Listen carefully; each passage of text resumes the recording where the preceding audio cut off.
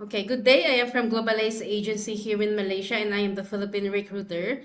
I receive hereby data from Avantage Agency in the Philippines. Am I right?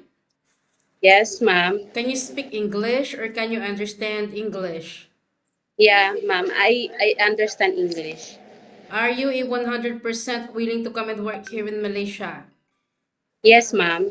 Are you healthy or do you have any health issues in your body? I'm healthy. If you feel unwell, better stay in the Philippines so that you won't give us problem at the same time, okay? Okay, ma'am. Do you have any friends or any family members working here? No, ma'am.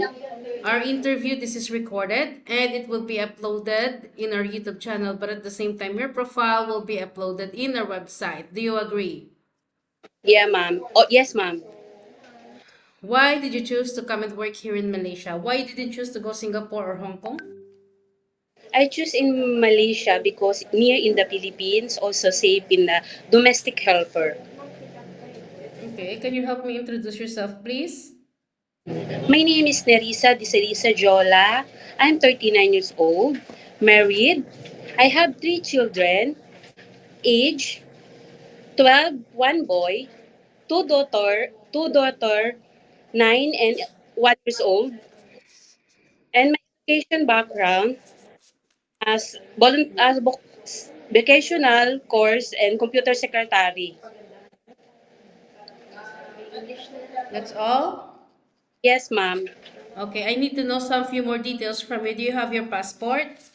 Yeah, I have in agency. Are you single or married? Married, ma'am. When is your birthday?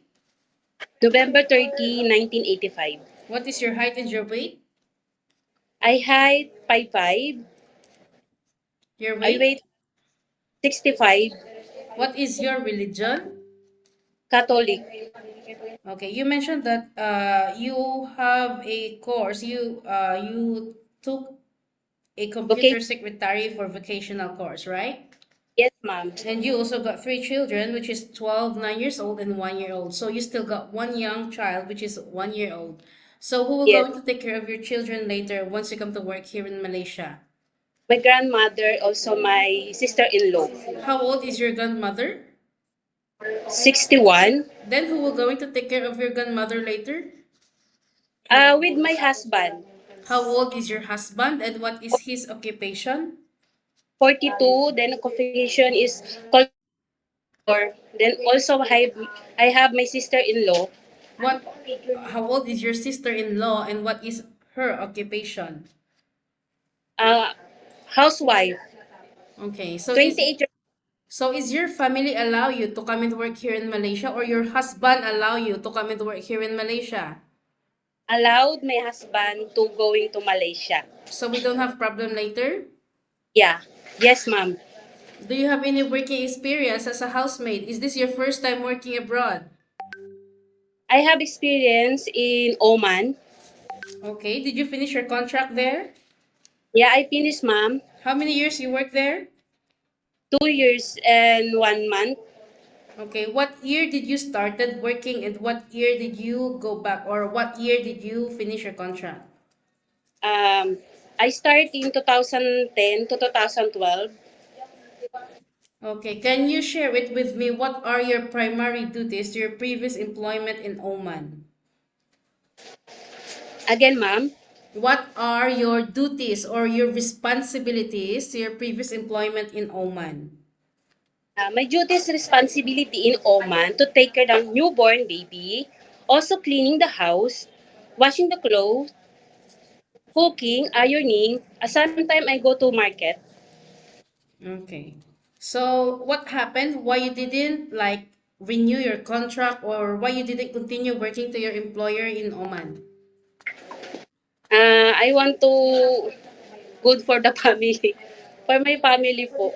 For my family. Okay. After 2012, do you have any working experience? I don't have. So But after 2012, you are a full-time mother yes, full until time. recently. Yeah. Yes, ma'am. Okay. So it's not new for you being a first-time mother, but of course, you've been stuck in the Philippines for almost 13 years, right? Yes, ma'am. So do you think you can still manage your homesickness later? Yes, I can manage because full-time ma'am, same in doing the job for the housemate.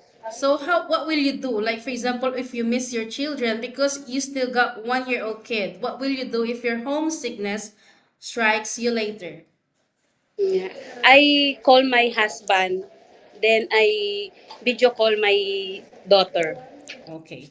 So you know that being an OFW, being a domestic helper is not very easy. It is a Yes, very, very tough job and you must knew it because you have already experienced in Oman. You need to yes, ma'am. flexible and you need to tighten your belt because you might Yes, experience those things that you didn't experience in the Oman or in the Philippines. Are you yes, ready for any task that the employer will be given to you? yes, ma'am. I'm flexible, ma'am. Flexible, good. Can you take your children or baby while doing house chores at the same time? Yes, ma'am. Can you take care elderly people? Yes, ma'am. Can you caregiving for bedridden patient and disabled person? Yeah, kay willing my Okay, willing. Can you cook? yes, ma'am. What variety of cuisine you can prepare? Uh, in Oman, I cook also dessert. Just only dessert. But you are willing to learn some new recipes, Yeah, right? yeah, I Okay. willing. So are you comfortable taking care of pets? Yes, but I'm afraid the big dog. It's okay. But as long as you are okay to take your pets, then we don't have any problem. Yeah? Yes, yes, ma'am.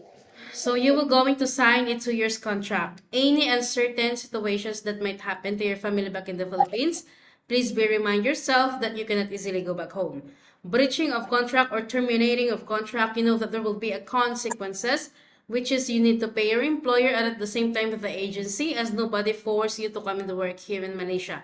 You are the one decided to come and work here because you wanted to sustain your family's needs and you want them to have a better future, correct? Yes, ma'am. Usage of mobile handphone, you are not allowed to use your phone during working time, but instead, you can hold your phone during nighttime only.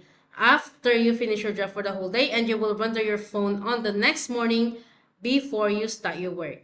Okay? On your Yes, rest ma'am. day, you are entitled to have a rest once a week, but you are not allowed to go out on your rest day.